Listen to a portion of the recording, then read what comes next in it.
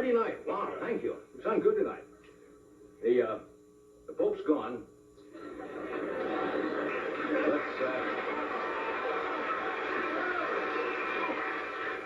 Let's sin.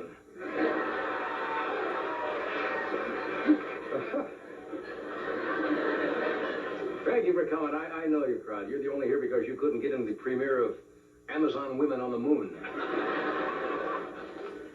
This is the monologue portion of the show. Soon to be a major speech by Senator Joseph Biden.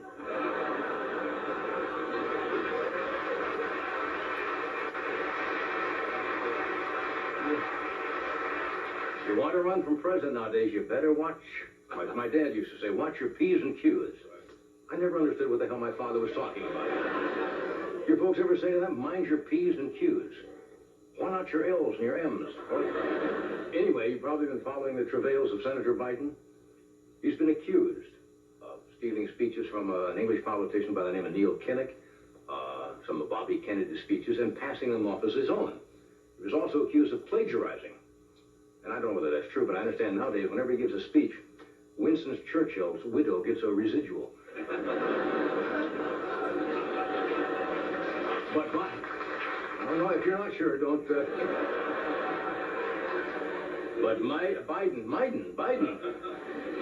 Biden made his first speech on national defense yesterday, and he's against military spending or involvement in Nicaragua, but he said it might be necessary to take arms against a sea of troubles and by opposing end them. Or perchance to dream. Aye, there's the rub. Then he went on and on and on. Biden admitted, he told the reporters he did a dumb thing, that he'd made a stupid mistake. Of course, he stole that from a Gary Hart speech.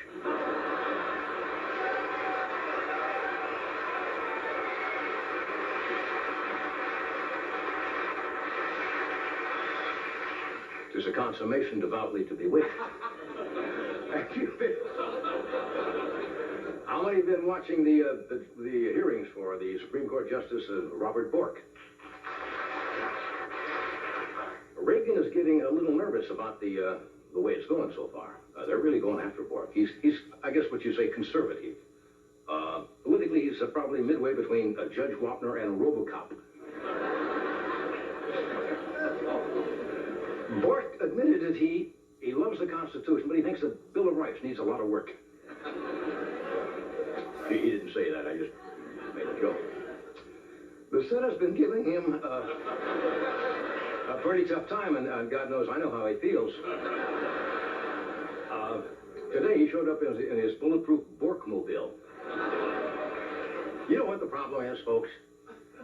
I'll tell you what. It's the name Bork that's giving him trouble. I mean, I'm not making fun of the man's name, but Bork. That is the sound that Raymond Burr makes when he gets that nude off a vinyl couch.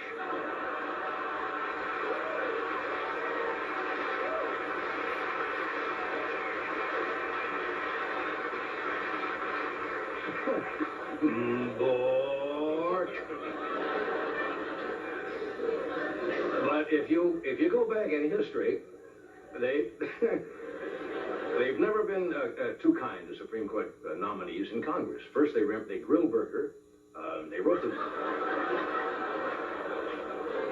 they roasted Frankfurter, and now they're having sweet and sour Bork. I mean, it's just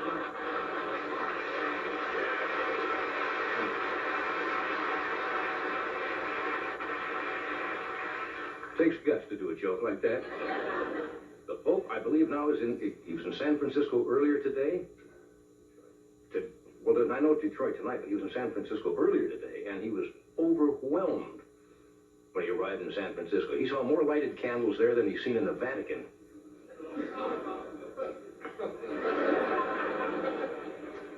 But he's in Detroit this evening, and I wish I was with him.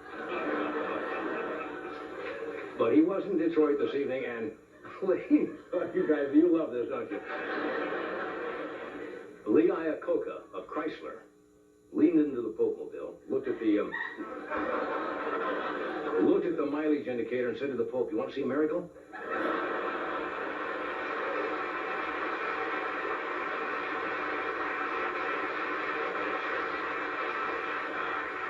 I knew I'd get you back. Yeah. Well, this Sunday night is the broadcast of the Emmy Awards. How many are you going to watch it?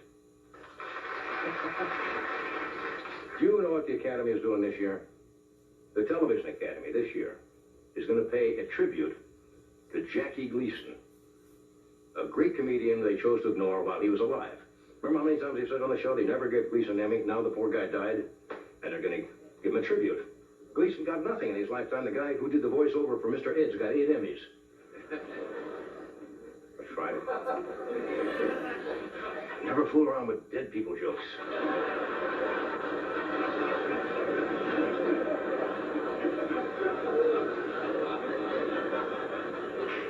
But I'm going to do another one. Okay. Yeah.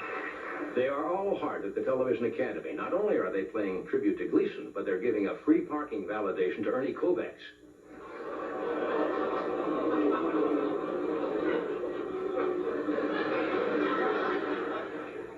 Ernie's not with us either.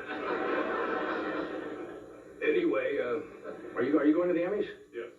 Well, tomorrow night, before the Emmys, you got to see the Miss America pageant. There we go. That's my favorite show of the whole year. I love the Miss America, especially the talent competition. This year, Miss Arkansas has a big act. She's going to do a needlepoint of the Constitution while wearing a sparkler in her brassiere. Now, don't write me letters from Arkansas. I did one last year about Alabama, and old people from Alabama wrote me. So it could be Arkansas or it could be Nebraska. It could be any place. I'm being sued by a dentist anyway. I might be sued by some clown. No, I can't get into that. So...